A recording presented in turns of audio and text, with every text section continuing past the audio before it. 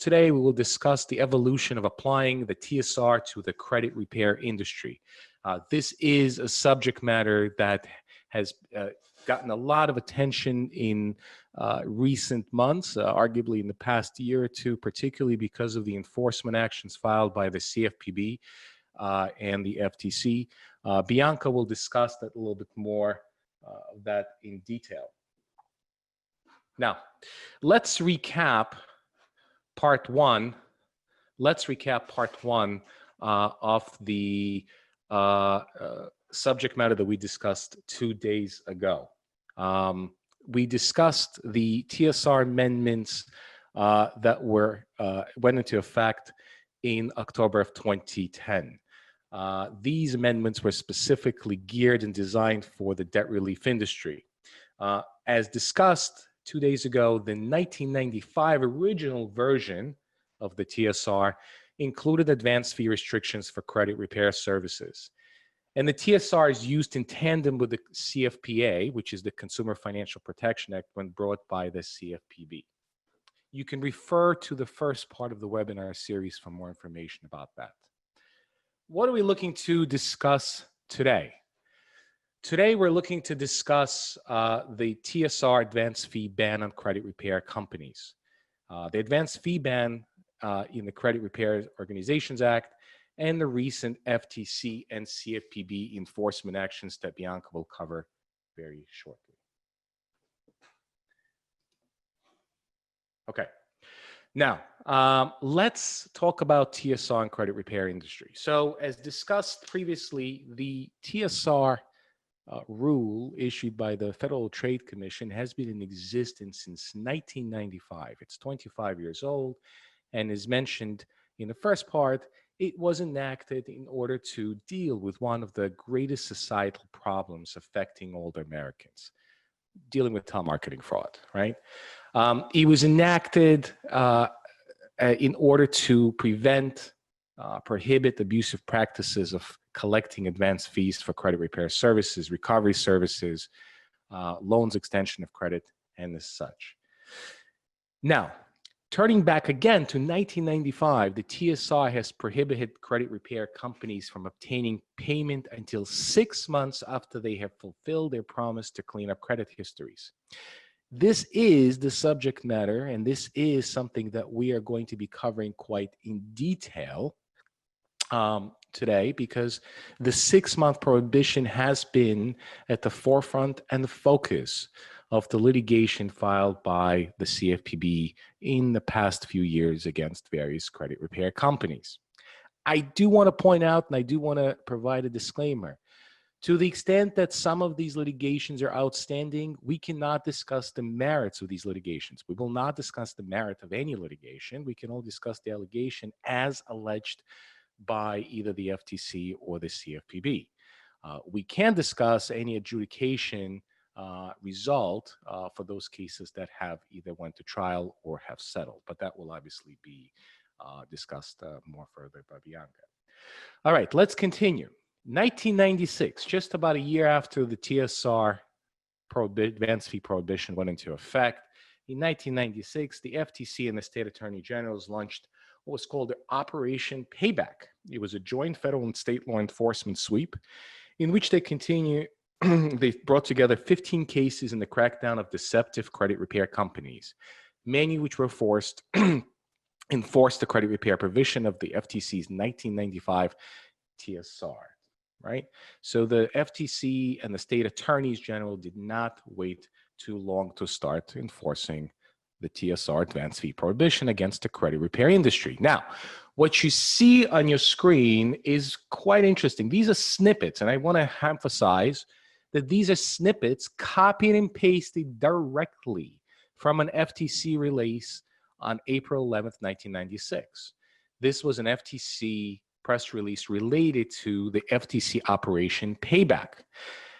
While you'll have the recording of this presentation, and I'm happy to share the slides with those of you who email me directly, I want you to pay close attention to a couple of sentences, a couple of points that are made in this press release. And so let's read together. If telemarketers who promise to help consumers clean up their credit record ask for any money up front, they're breaking the law. That's as clear as it could get. This was issued 24 years ago, right? Look at the second paragraph, quotation from the FTC. Federal law now makes it illegal for credit repair telemarketers to ask for any money until 6 months after they deliver their services, said Jody Bernstein, director of the FTC's Bureau of Consumer Protection.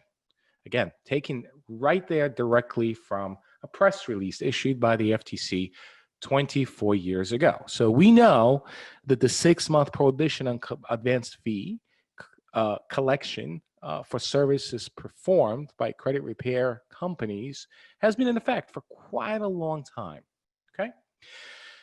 Now, let's talk about TSR and the 1995 TSR language, right? Specifically pointed to credit repair companies. What you basically have here, again, is parts of the law that we have extracted and placed as part of this presentation. Let's read together. Abusive telemarketing acts and practices, right? Abusive conduct generally. It's an abusive telemarketing act or practice and a violation of this rule for any seller or telemarketer to engage in the following conduct: requesting or receiving payment of any fee or consideration for goods or services rendered to remove derogatory information from or improve a person's credit history, credit record, or credit rating until, and then you have these two conditions, right? So you basically cannot request someone to pay you until one of these two conditions are met. First condition, 1, time frame in which the seller has represented all of the goods or services will be provided to that person has expired, right? So the time frame for which the seller, which is in this case credit repair organization, is represented, all the goods and services will be provided to that person has expired, and the seller has provided, the seller being that settlement, the credit repair company, provided the person with documentation, and we've highlighted this part. This is bolded specifically for your reference. This obviously is not bolded in the statutory language of the law, okay? Specifically so you could follow along and look at the key points in the form of a consumer report or consumer reporting agencies demonstrating that the promised results have been achieved. Such reporting have been issued more than 6 months after the results were achieved. Pretty clear, right? The 6-month prohibition on collecting advance fees is right there in the 1995, the original version of the TSR, okay? Let's move on. One of the additional items that I wanted to talk to you about during this webinar is the Credit Repair Organizations Act. Now, the scope of the 2-part series is TSR on debt relief and credit repair industries. But we've already briefly introduced Credit Repair Organizations Act of 1997 in the first part. But ultimately, it applies to credit repair organizations. And credit repair organizations was defined here as any person who uses instrumentality of interstate commerce or mail to sell, provide, or perform, or represent that such person could sell, will sell, provide, or perform any service in return for payment or money or other consideration if you are, 1, improving any consumer's credit record, credit history, or credit rating, or 2, providing advice or assistance to any consumer in clause 1 right above. So if you're providing any assistance, so 2 is almost like a catch-all for 1, right? Because 1 is basically focusing on improving someone's credit score, credit history, credit rating. 2 is, well, you're providing assistance, right? You immediately are deemed and defined as a credit repair organization, okay? Obviously, this would not be applicable, and a carve-out was specifically made for not-for-profit companies. Let's continue with Credit Repair Organizations Act. We'll refer to it as CRRA. It requires full disclosure regarding consumer rights before any contract for credit repair services is executed, right? So full disclosure about consumers' rights. Pretty straightforward. 2, a written statement must be provided and signed by all prospective customers and must be retained by the credit repair organization for at least 2 years after the statement is signed. This is a very important point. if you're signing a consumer or prospective consumer to participate in the credit repair service, you must maintain that record for at least 2 years after that document is signed, 2 years. That's actually not such a lengthy requirement. In many other industries, you're required to keep records for sometimes 5 to 6 years. So 2 years is not such a long time. Consumers must be advised that they may dispute inaccurate information in the credit report by contacting the credit bureau directly. We've seen that.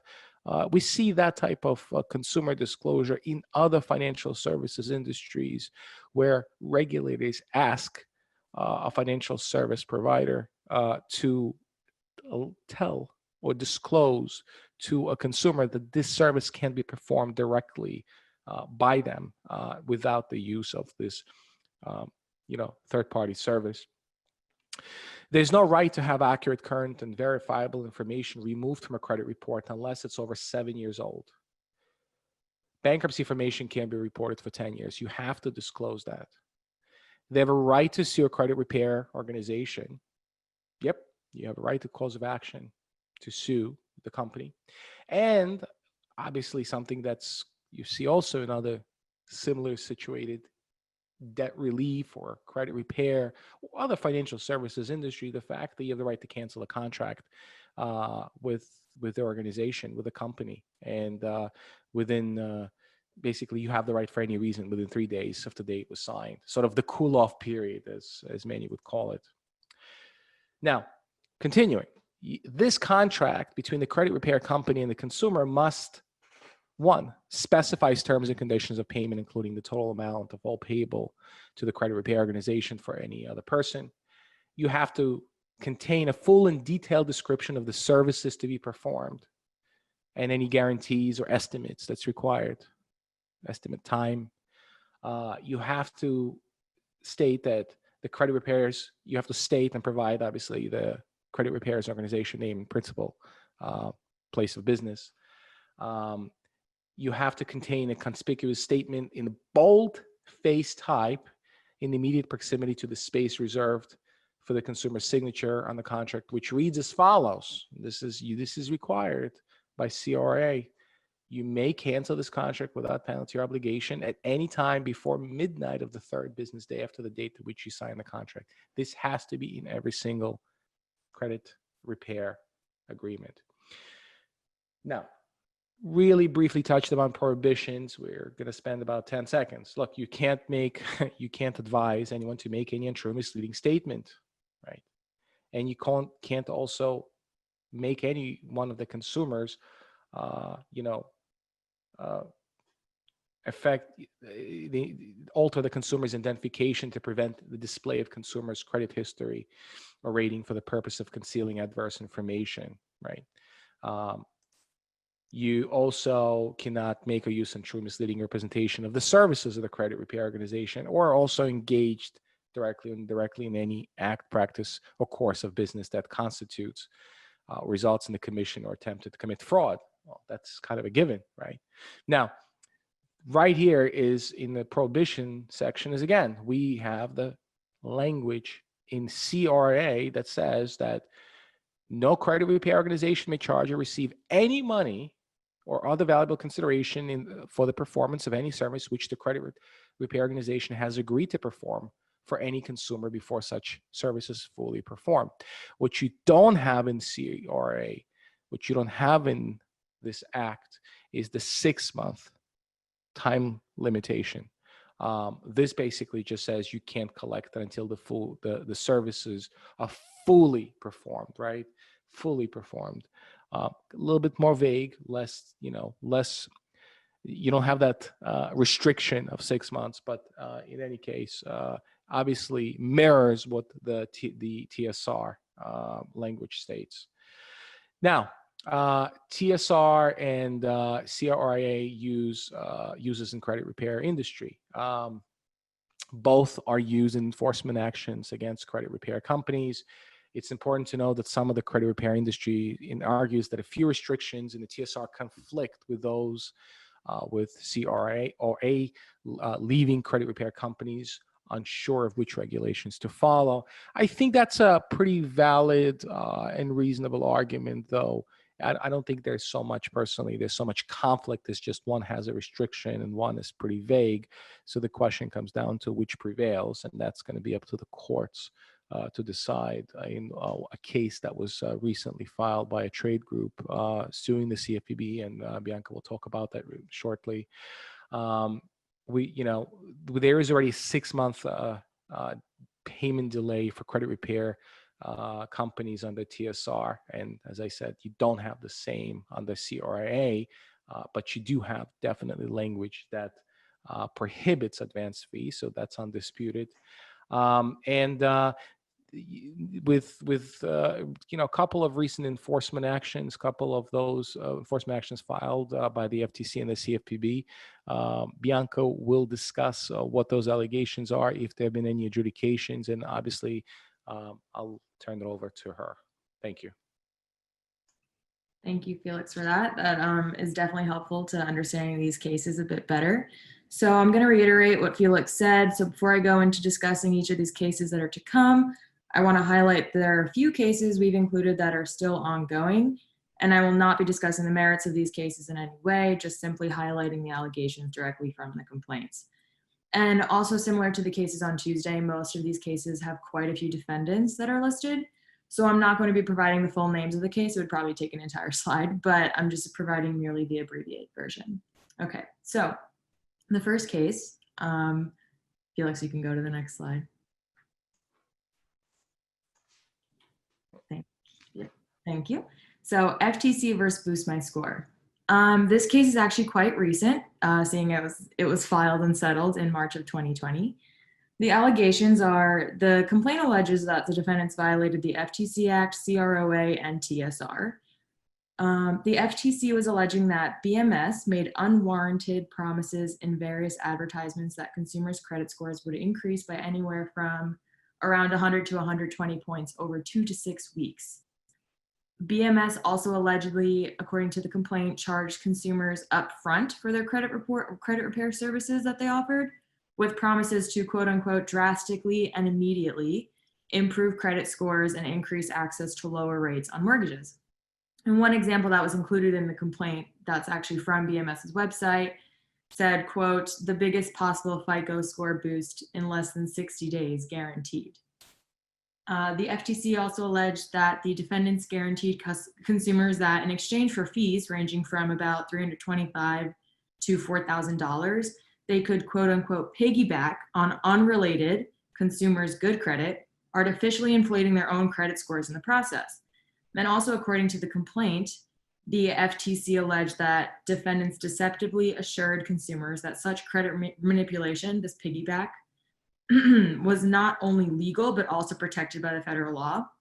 And within the complaint, the FTC assured that it is neither legal nor protected by federal law to do those things. So basically the end result here, so you can see that there are CROA and TSR issues that they're bringing up, is that there was a settlement and it was a pretty quick turnaround. BMS will be prohibited from selling fake access to another customer's credit as an authorized user, and from collecting advance fees for credit repair services, as well as other violations of CROA. They will also be prohibited from misrepresenting a product or service as being legal, as well as misrepresenting the terms of a refund or return policy. The defendants here are also banned from further violations of the TSR. And you can see the monetary damages listed there on the slide as well. It should be the next slide. Yep, so the monetary damages are listed there as well. Okay, so the next case is FTC versus Grand Teton Professionals et al. So this case is also a bit recent. It was resolved in January 2020. And again, the complaint alleges that the defendants violated this FTC Act, CROA, and TSR. So here the FTC's complaint alleged that the defendants targeted consumers with false promises of substantially improving consumers' credit scores by claiming to remove all negative items and hard credit inquiries, which can often change a consumer's credit score, from consumers' credit reports. The FTC also alleged in the complaint that the defendants illegally charged upfront fees for their services and advised consumers to mislead credit bureaus and lenders. The complaint also alleged that when consumers complained about the lack of results or attempted to reverse the defendant's charges, the defendant would threaten them with legal action for violating the purported anti-disparagement or anti-chargeback clauses that the consumer had previously signed within their contract. So the end result here was a stipulation order. And under the term of this, the defendants are permanently banned from operating or promoting any credit repair service altogether. They're also prohibited from misleading consumers about financial services like credit offerings or debt relief, and from further violations of FTC regulations and rules, including the telemarketing sales rule. So we just included 2 FTC cases. We have a few more CFPB cases, since, as Felix mentioned, there are a bit more recent cases listed out there. So the first one is CFPB versus Prime Marketing Holdings. So this case was actually resolved in August of 2017. So it's quite recent, but not as recent as some of the other cases we'll see. And the allegations are here, since it is the CFPB, and you guys are pros at this by now, you know that they're alleging violations of the CFPA and the TSR, since the TSR is within the CFPA. Here, the allegations go as follows. Prime Marketing Holdings, PMH, allegedly charged consumers a series of illegal advance fees, as well as misrepresented the cost and effectiveness of its services. According to the complaint from the CFPB, just one example of an advance fee that they would charge was called an initial consultation fee. And here the defendant would make various claims for who this fee was for, depending on the customer. So it would range from the fee being for a special credit report or a lender report, or the fee was simply just the first step in the credit repair process. Additionally, per the complaint, PMH would refuse to provide customers or consumers with a copy of the contract until after they consented to pay and or actually paid this initial fee. So the end result here was a stipulated judgment, and under the terms of the final judgment, PMH is permanently banned from doing business within the credit repair industry. And you can see the hefty civil money penalty that they would also have to pay. The next case is also in 2017. It's CFPB versus Commercial Credit Consultants, and it was actually resolved in June of 2017. The allegations here are against 4 California-based credit repair companies and 3 individuals. And it's similar to the other cases. It's for misleading consumers and charging illegal fees. And it's, again, under the CFPA Act and the TSR that these allegations are following. So here, the defendants typically charge consumers 3 types of fees in the first 6 months of service. 1 was an initial consultation fee, 2 was a one-time setup fee, and 3 were also monthly fees within that 6-month period before anything had been done. So between August 2009 and September 2014, the defendants actually charged, according to the complaint, consumers for credit repair services and would then return a portion of these fees to consumers through either refunds or chargebacks. So in the complaint, the CFPB is alleging that the defendants caused harm in the amount of total fees the consumers paid, less any refunds that they received, because the defendants were still receiving a fee. So here, the CFPB also alleges that companies not only charge these illegal advance fees for credit repair services, but they also misrepresented their ability to repair consumers' credit scores, which is a common pattern we've seen in the other cases. They were stating that they could increase consumer credit scores and remove all negative information, even though oftentimes when they were dealing with consumers, they were not actually reviewing these individuals' credit scores, and they weren't even reviewing any information about the consumer before making those guarantees. So it's quite hard to make those promises without reviewing the individual's information. So the end result here is that the defendants were actually just restrained for 5 years from working in the credit repair industry in any capacity. And you can see the differing money damages for the different defendants in this case. It's unclear why some cases defendants are restrained for 5 years and other cases they're restrained for forever from doing things. It's kind of just dependent on what the charges the CFPB are bringing, but they are quite similar, so that's not as clear. So the next case is actually an ongoing case. So again, to reiterate what I said at the outset, I'm not discussing the merits of these allegations, but simply repeating what the complaint filed by the CFPB alleges. So this case was filed a year ago. It's CFPB versus PGX Holding, CreditRepair.com, and Lexington Law. It was filed in May of 2019. And it's important to note that 2 of the defendants listed here are actually 2 of the largest credit repair companies in the United States. So the allegations in the CFPB complaint go as follows. They're alleging deceptive acts and practices in violation of the CFPA and TSR. The CFPB claimed in its complaint that PGX Holdings, through its subsidiaries, which are a bunch of the defendants listed, especially the Progrexion, I don't know if I'm saying that right, but defendants, unlawfully helped a network of sales affiliates mislead consumers about the services that they could provide. So within the complaint, they focus on a few of the different defendants. There are quite a lot of them, so I just pulled out a few of the defendants that are the larger ones, quote unquote. The complaint from the CFPB is also alleging that the Progrexion defendants substantially assisted affiliate programs by doing 4 things. They would provide advice and content for the affiliate's telemarketing scripts. They would provide advice regarding its websites and other marketing vehicles. They would provide 3, the means and mechanisms for live transferring consumers between the affiliate and Progrexion. And 4, lastly, they would have payment for each lead that resulted in a Lexington Law or CreditRepair.com sale.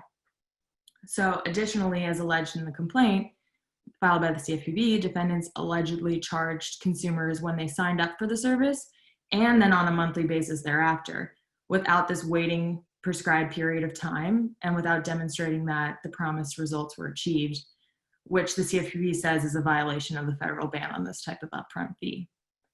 And as I mentioned, this case is quite intertwined and has a lot of defendants that the complaint alleges are acting together in furtherance of these allegations.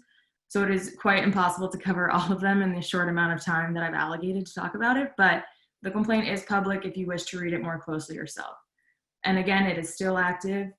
In July of 2019, so almost a year ago, PGX Holding filed a motion to dismiss the CFPA Act claims, saying that this complaint is based on an invalid premise of liability. But again, this case is still active. No decisions have been made within the last year. So it's a good one to keep your eye on. The next case is CFPB versus Key Credit Repair. And this is another more recent case, and it was actually just filed last month in May of 2020. So similar to the last case, I will not be discussing the merits, but I will simply go through the allegations listed by the CFPB in the complaint. And an interesting point about this case actually is that it was filed jointly by the CFPB and the Attorney General of Massachusetts, which we hadn't seen in the other cases that we had listed before. So as alleged in this joint complaint, the CFPB and the Attorney General of Massachusetts both claim that from 2016 through 2019 alone, Key Credit Repair enrolled nearly 40,000 consumers nationwide. And since 2011, it has collected at least $23 million in fees from consumers.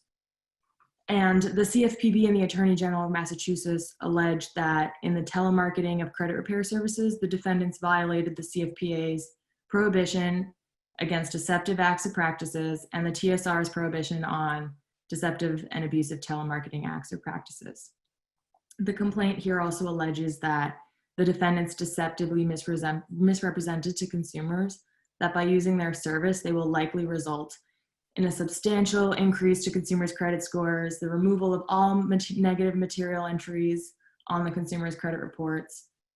And it also further alleges that the defendants here requested and received payment for their credit repair services before achieving this promised result and before giving consumers a consumer report that Felix talked about earlier that is more than 6 months after achieving the results. And again, this is a very recent case, but it's interesting to note, just in general with all of these CFPB cases that have continued over the years, they follow a very similar formula within their complaints when they bring this type of enforcement action. Okay, so the next case, Felix touched upon a bit, and it's shifting gears a bit, but this last case, it will be the last case we're discussing in this webinar, part 2. And you will see that it's very different from the previous cases because here the CFPB is actually being sued by a trade association, which represents the credit repair organization industry. It is the NACSO versus the CFPB.